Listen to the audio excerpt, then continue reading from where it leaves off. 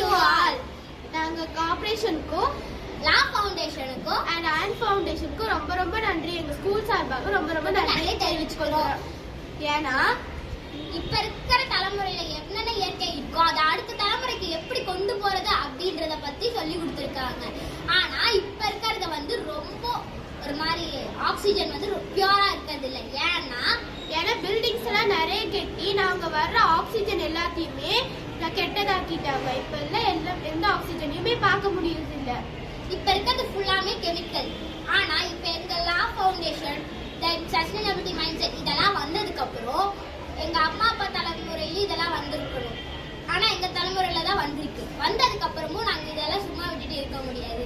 நாங்களும் செடியெல்லாம் நடுவோம். ஆனா எல்லாரும் நீங்க கவனிச்சிருப்பீங்க, எல்லா இடத்துலயும் பிளாஸ்டிக் யூஸ் பண்ணக்கூடாது, மஞ்சள் பை தான் யூஸ் பண்ணணும், ஆனா யாரும் செடி நட்டு வைக்கணும்னு சொல்லுவாங்களே தவிர யாரும் அதை செய்ய மாட்டாங்க.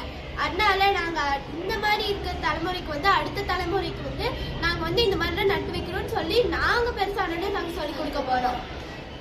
அதுக்காக எங்களுக்கு சொல்லி கொடுத்த ஹரிப்பிரியா அக்காவுக்கும் ஆன் ஃபவுண்டேஷனுக்கும் கார்ப்பரேஷனுக்கும் ரொம்ப தேங்க்ஸ்.